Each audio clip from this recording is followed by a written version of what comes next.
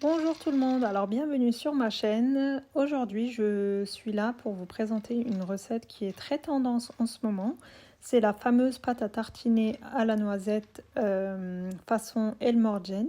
Mais cette fois-ci c'est du fait maison, donc on sait ce qu'il y a dedans et c'est que avec des produits neutres, on va dire ça comme ça. Donc dans un premier temps j'ai fait torréfier 250 g de noisettes dans une poêle environ 5 minutes. Donc n'hésitez pas à bien remuer pour éviter que ça brûle sur quelques côtés. Ensuite, on va passer à l'étape du mixage.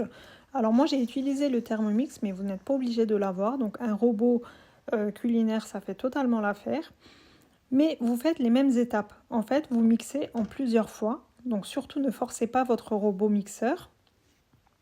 Voilà, donc là, j'ai mixé dans un premier temps. Je viens rabattre. Et je procède une deuxième fois.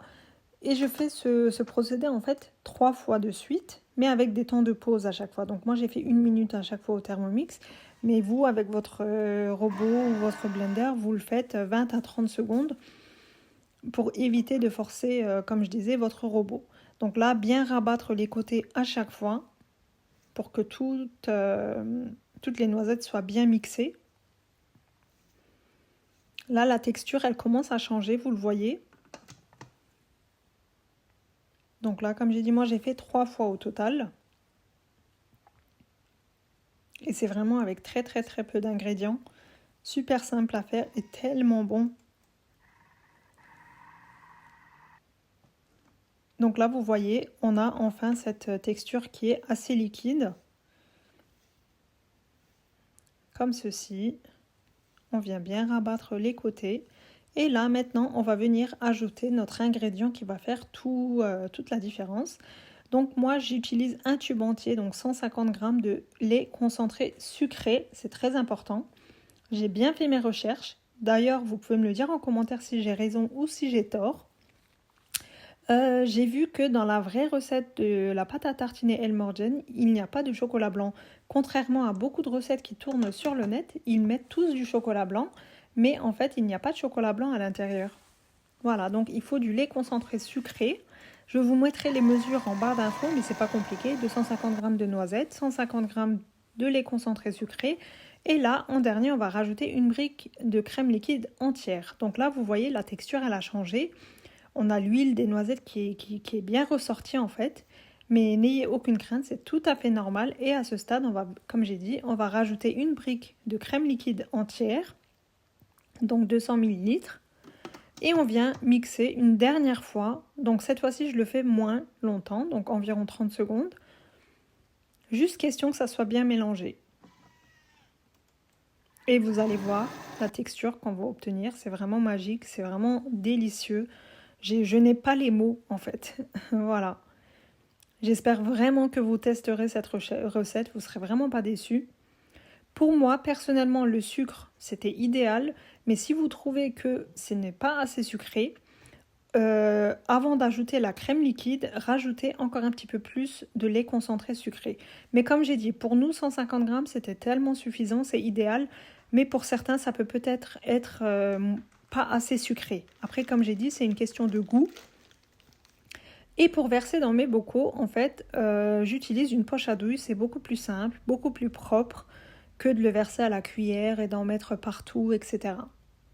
Donc ça, c'était une astuce que je voulais vous montrer aussi. D'ailleurs, dites-moi en commentaire de quelle ville, de quel pays vous regardez mes vidéos. J'ai hâte de le savoir. Et aussi, quelle vidéo, quelle recette vous souhaitez voir sur ma chaîne. Comme ça, je prends note et je fais mes vidéos, mes recettes en fonction de vos demandes. Voilà, donc là, je verse ma crème dans les bocaux. C'est une crème, c'est une pâte à tartiner qui se conserve très bien 2 à 3 semaines au frigo. Comme il y a de la crème liquide à l'intérieur, je vous conseille de le conserver au frigo. Voilà. Donc là, on vient verser le reste de la pâte à tartiner. Donc avec ces quantités-là, moi j'ai obtenu 2 petits bocaux, comme vous voyez.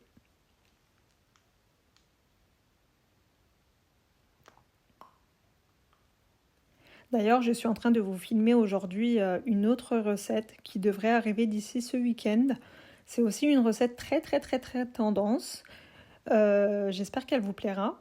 Donc je suis encore en train de la tourner, donc le temps que je la tourne, que je fasse le montage, ça sera d'ici ce week-end je pense.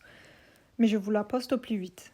Voilà, mais en attendant, comme j'ai dit, n'hésitez pas à me dire en commentaire les recettes que vous voulez voir sur ma chaîne. Voilà, donc nos bocaux sont prêts. Là, je vais vous montrer de plus près la texture. Je vais me faire une toute petite tartine. C'est vraiment un pur régal, franchement, vraiment délicieux. Sur une bonne tranche de pain grillé au petit déjeuner ou alors avec des crêpes, des pancakes. Vous pouvez même utiliser cette crème dans vos pâtisseries. C'est vraiment multifonction, je dirais. Et c'est vraiment un pur régal. Et comme il y a très peu d'ingrédients, ben, on a la conscience tranquille quand on le mange. Voilà. J'espère que cette recette vous aura plu. J'ai hâte d'avoir vos retours. Et ben, je vous dis à très bientôt pour une prochaine vidéo, prochaine recette. Ben, prenez soin de vous et on se dit à bientôt. Bye bye.